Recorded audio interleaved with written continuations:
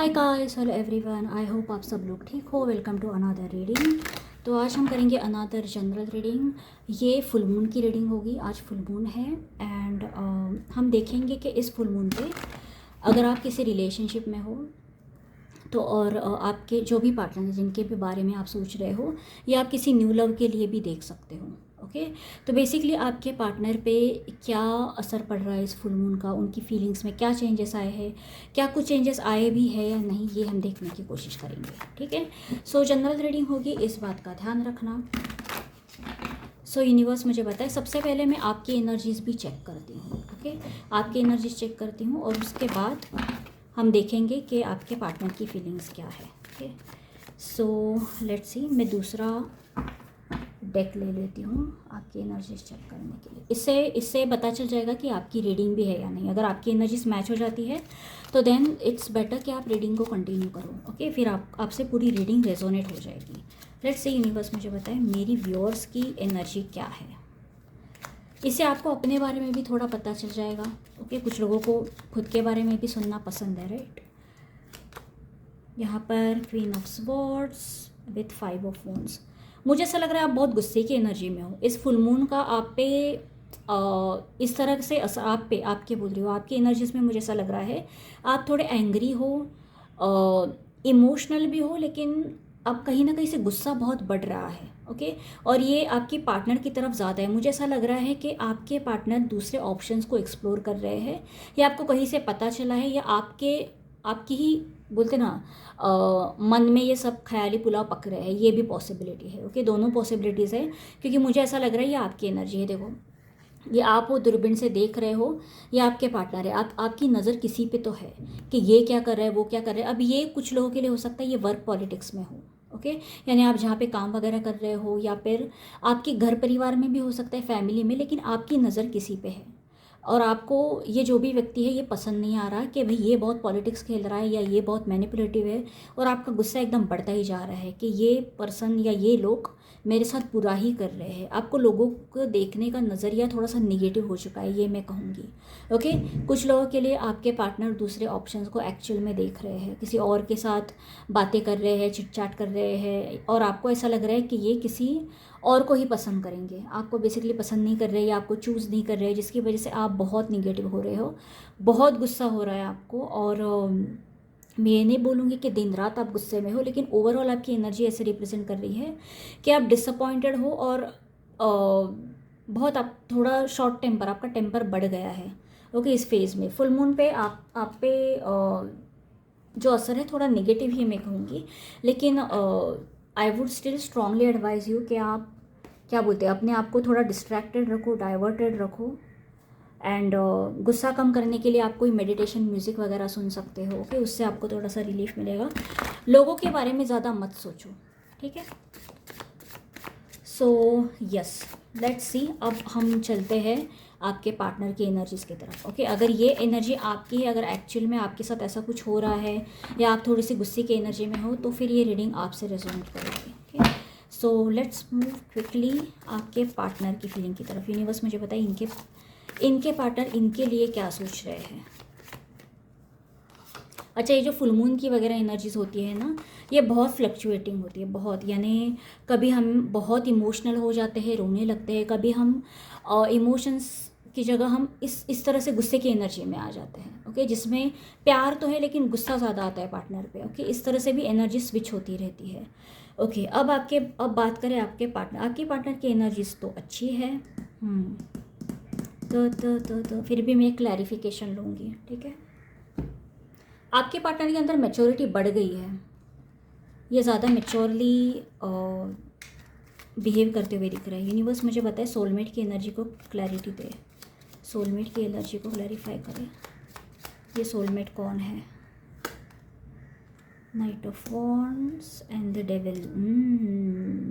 भाई, कुछ लोगों के लिए मैं कहूँगी कि आपके पार्टनर के लाइफ में ऑलरेडी किसी की एंट्री हो चुकी है, किसी के साथ बातचीत चल रही है। यानी आप अगर सचमुच में बोल रहे हो, आपको गारंटी है कि ये किसी से बात कर रहे हैं, मानो डेटिंग कर रहे हैं, या किसी से शादी करने के लिए बातचीत इनकी हो रही है, तो भाई अगर आपको कंफर्म पता है, तो भाई मुझे लगता है यही रीज़न है कि आप इतने गुस्से में हो। और आपके पार्टनर की एनर्जीज में मैं कहूँगी कहीं ना कहीं आपके पार्टनर अट्रैक्टेड तो है इस थर्ड पर्सन के लिए। ओके, अब आपको लगेगा कि ये रीडिंग निगेटिव है ये वो, लेकिन यार मुझे जो कार्ड्स में दिख रहा है मैं वही बताऊंगी।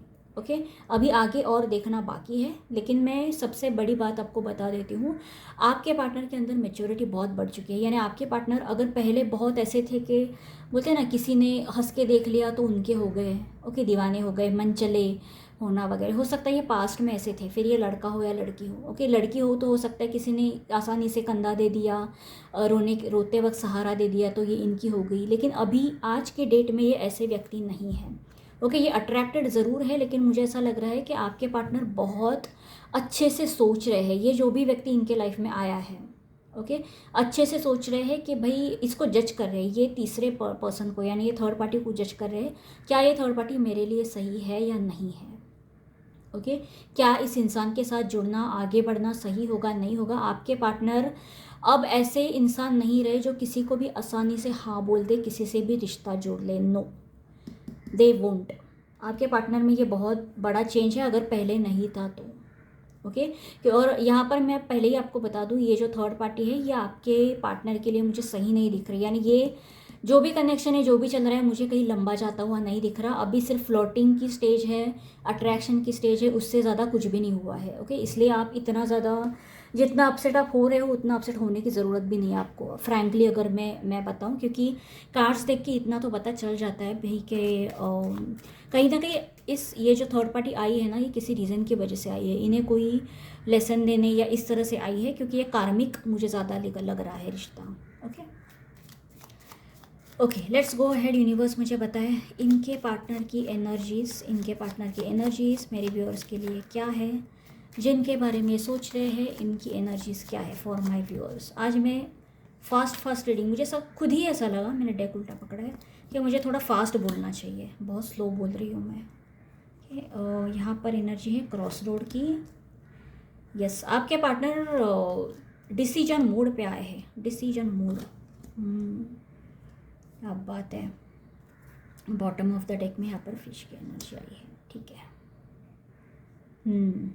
मुझे ऐसा लग रहा है आपके पार्टनर अभी की आज की डेट में, मुझे नहीं पता कि ये पहले से ऐसे थे या क्या बोलते हैं सेटल्ड थे या नहीं, ये मुझे नहीं पता। लेकिन आज के डेट में आपके पार्टनर बहुत एक फाइनेंशियली भी स्टेबल लग रहे हैं एंड ओवरऑल भी स्टेबल लग रहे हैं। एक मिनट है, मैं लाइट आपको कार्ड्स, आई थिंक अभी आपको कार्ड्स दिख रहे हैं, सॉरी। पहले फाइनेंशियली स्टेबल थे या नहीं, इनके पास अच्छी जॉब थी या नहीं, लेकिन आज के डेट में ये एक थोड़ा जेंटलमैनली इनमें बिहेवियर आ चुका है, जिसमें फाइनेंशियल सिक्योरिटी भी थोड़ी बहुत आई है। और आपके पार्टनर अभी ऐसी एनर्जी में है ना कि एक वक्त आता है जब हम सीरियसली सोचते हैं कि मुझे अब कोई लाइफ पार्टनर चाहिए, मुझे कोई कंपेनियन ढूंढना है, अब मैं सेटल हो चुका हूँ, अब मैं सामने वाले को एक अच्छा घर दे सकता हूँ, सिक्योरिटी दे सकता हूँ। और जब हम बोलते हैं ना शादी के लिए एक्चुअली रेडी होते हैं या किसी को अपने लाइफ में एंटर करवाने के लिए हम रेडी होते हैं, उस स्टेज पे आपके पार्टनर मुझे खड़े हुए दिख रहे हैं, जिसकी वजह से पॉसिबिलिटी है कि ये अलग अलग प्रपोजल्स देख रहे हैं, कंसिडर कर रहे, लोगों से मिल रहे हैं। ओके, क्योंकि यहाँ पर रिंग की एनर्जी भी बहुत स्ट्रांगली बता रहा है कि ये चाहते ज़रूर है कि ये किसी को कमिट करना है, कमिटमेंट चाहते हैं, शादी चाहते हैं डेफिनेटली। क्रॉस रोड्स की एनर्जी मुझे बता रही है कि भाई इनके पास मानो दो रास्ते हैं। ओके, अभी के लिए मैं बता रहा हूँ, मानो अगर ये थर्ड पार्टी अभी आ चुकी है तो थर्ड पार्टी है, एक रास्ता है जो थर्ड पार्टी की तरफ जाता है, फिर ये थर्ड पार्टी ये हो सकता है ये इन्हें रिजेक्ट कर दे, फिर किसी और प्रपोजल को कंसिडर करें। ओके, और जो दूसरा डिसीजन है वो दूसरा रास्ता आपकी तरफ लेके जाता है। ओके, अब इन्हें पता नहीं कि इन्हें क्या चूज़ करना है अभी की तारीफ में, अभी मैं करंट एनर्जी की बात कर रहा हूँ। ओके, लेकिन कहीं ना कहीं ये बैठे हुए आपके बारे में सोच ज़रूर रहे हैं। ओके, थर्ड पार्टी से कहीं ना कहीं कंपैरिजन भी चल रहा है, आई थिंक कंपैरिजन भी चल रहा है, कंपैरिजन कम चल रहा है लेकिन चल ज़रूर रहा है। आपके पार्टनर ने अभी तक कोई डिसीजन लिया नहीं है, बुक की एनर्जी मुझे ये रिप्रेजेंट कर रही है कि अभी बहुत कुछ हिडन है, मुझे ऐसा लगता है कि अभी तो ये पर्सन की कोई कुछ एंट्री हुई है, अभी तो इनका क्या सही रंग है, क्या है, वो सब जानने के बाद ही ये कोई डिसीजन लेंगे। लेकिन मैं आपको एकदम अब मैं क्लियर कट बता दूँ, ये जो सारे कार्ड्स अभी मेरे सामने हैं, मैं आपको क्लियर कट बताती हूँ, very very very strong chances आपके पार्टनर आपके पास वापस आने वाले हैं, बहुत स्ट्रॉन्ग चांसेस है। यस, यहाँ पर लेडी, या देख लो आप, मतलब मैं आपको बता देती हूँ, ये एक लेडी का कार्ड है, या ये मैंने पूछा था यूनिवर्स को कि ये आपके लिए क्या फील कर रहे हैं। यहाँ पर एक लेडी का कार्ड है, अब हो सकता है आप मेल हो फीमेल हो जो भी है, लेकिन ये एनर्जी है, मैन या वुमन, ये एक एनर्जी है। और यहाँ पर रिंग का कार्ड दिख रहा है। ओके, ये बता रहा है कि मुझे इसे कमिटमेंट देनी है, या मुझे इसे कमिटमेंट करनी है, प्रपोजल करना है, जो भी है। ओके और ये डिसीजन के कार्ड को रिप्रेजेंट करता है। बुक रिप्रेजेंट कर रहे हैं कि कुछ हिडन है, कुछ सीक्रेट है, यानी यूनिवर्स आपको अभी एग्जैक्टली नहीं बताना चाहता कि भाई ये कब होगा, कैसे होगा, क्या होगा। यूनिवर्स नहीं चाहता कि ये सब कुछ बताए। इनफैक्ट इस घड़ी में, इस मोमेंट में मैं कहूँगी आपके पार्टनर ने अभी ये सोचा है कि इन्हें आपके पास आना है, शायद आप इनके लिए सही हो, लेकिन इन्होंने अभी ये डिसीजन लिया नहीं है। सोचा ज़रूर है लेकिन डिसीजन लिया नहीं है, क्योंकि यहाँ पर क्रॉस रोड की एनर्जी है। ओके, क्रॉस रोड की एनर्जी चॉइसेस को रिप्रेजेंट करता है कि एक रास्ता मुझे यहाँ लेके जा रहा है, एक रास्ता मुझे यहाँ लेके जा रहा है। अभी तक इन्होंने कुछ चुना नहीं है, इसीलिए बुक की यानी हिडन है। ओके, ये हिडन है, but very very strong chances कि ये आप ही के पास आएंगे, क्योंकि ये मैंने एनर्जीज आपके लिए निकाली है। यूनिवर्स मुझे बताया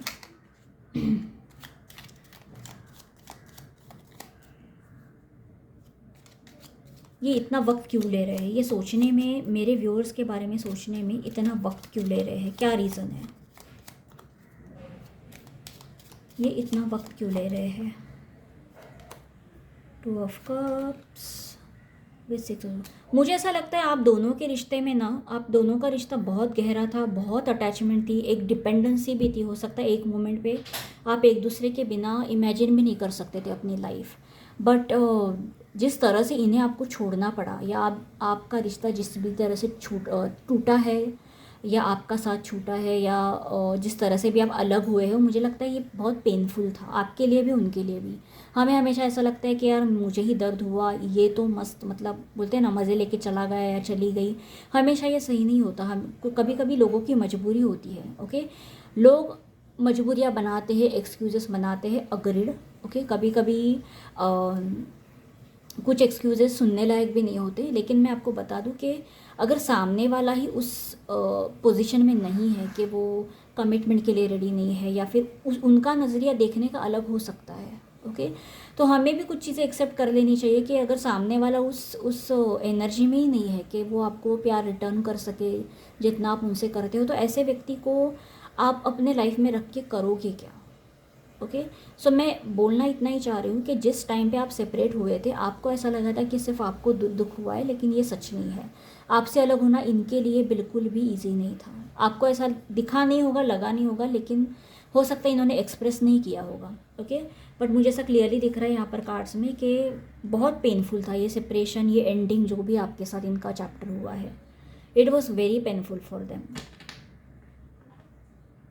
और वो सोच के उन्हें डर लगता है कि दोबारा फिर आपसे जुड़ना, फिर कहीं ऐसा ना हो जाए कि आपसे अलग होना पड़े। यूनिवर्स मुझे बताए इन्हें किस बात का डर है, इन्हें किस बात का डर है।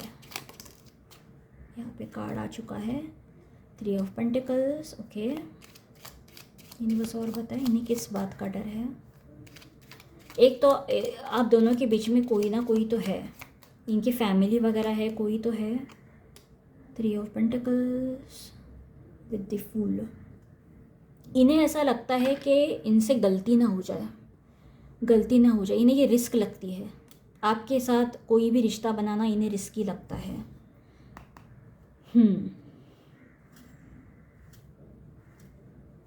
यूनिवर्स मुझे बताइए इन्हें ऐसा क्यों लगता है, एग्जैक्ट रीज़न क्या है, ये इनके पास आसानी से क्यों नहीं आ रहे हैं, एग्जैक्ट रीज़न क्या है। फूल की एनर्जी को क्लैरिफाई करें। इन्हें ऐसा भी लगता है कि ये आपके लिए कोई एफ़र्ट लेंगे। ओके, ये आपके लिए कोई भी एफ़र्ट लेंगे और आप बैकआउट हो जाओगे, रिजेक्ट कर दोगे, या फिर आप रेसिप्रोकेट नहीं करोगे। ओके, यानी अब ये एफर्ट्स डालेंगे, चलो कल पास में हो सकता है आपने बहुत एफर्ट्स डाले, इन्होंने ज़्यादा कुछ किया नहीं, हो सकता है इस वक्त ये बहुत एफर्ट्स डाले और आप ऐसे हो जाओ कि हाँ चलो अब ये आ गया है, ये आ गई है, अब ये कहाँ पे ही जाने वाला है, तो आप भी ज़्यादा कुछ एफर्ट्स नहीं डालोगे या आप उतना प्यार अब नहीं करोगे, क्योंकि अभी हो सकता है कि बहुत गैप आ चुका है, बहुत लंबा टाइम चला चला गया है, तो आप इन्हें शायद सीरियस नहीं लोगे। ओके, आप शायद इनके एफर्ट्स का मजाक उड़ाओगे, हो सकता है आप ऑलरेडी मूव ऑन ही कर चुके हो इनसे। ओके, अगर आप इन्हें कांटेक्ट नहीं कर रहे हो या आप कोई एफर्ट्स नहीं डाल रहे हो तो इन्हें ऐसा लगेगा कि मैं एफर्ट्स डाल के फ़ायदा क्या होगा। आपके दोनों के बीच में बहुत डिस्टेंस आ चुका है, आई थिंक बहुत ज़्यादा। यूनिवर्स मुझे बताए नियर फ्यूचर क्या एक्सपेक्टेड है, इस रिश्ते में नियर फ्यूचर क्या एक्सपेक्टेड है।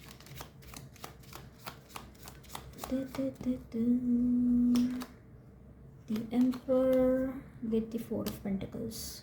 ओके, एडवाइस क्या है?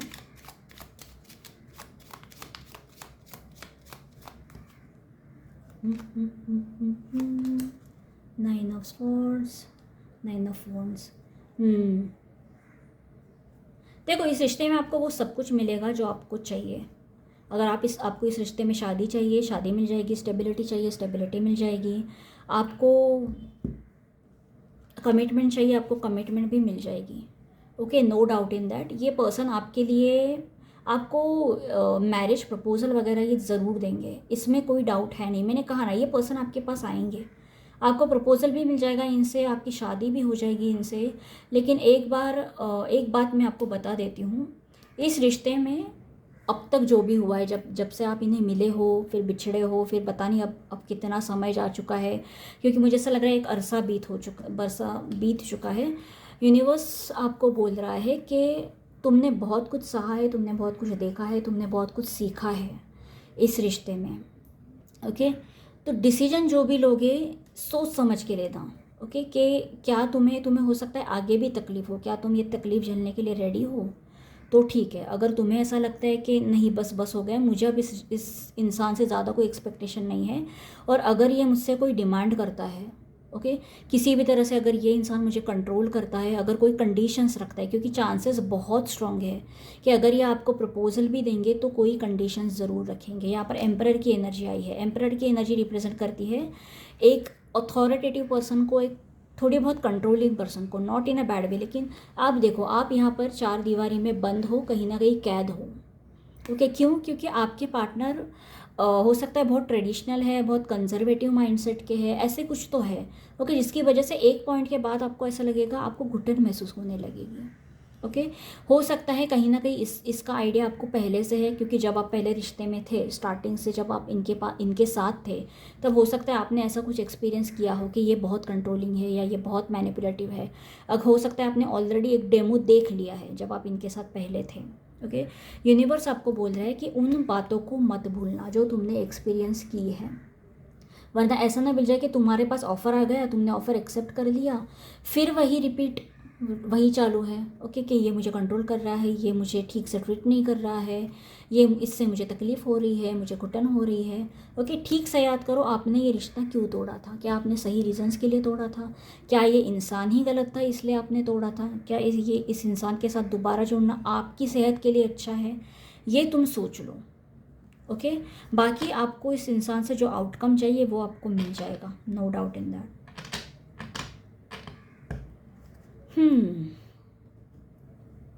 yes, so I think that was it, that was the reading for you। and एक चीज़ जो मैंने नोटिस किया आपके पार्टनर की एनर्जीज़ में, यहाँ पर ये जो कार्ड, ये एम्परर का कार्ड, ये सेम कार्ड रिप्रेजेंट कर रहे हैं।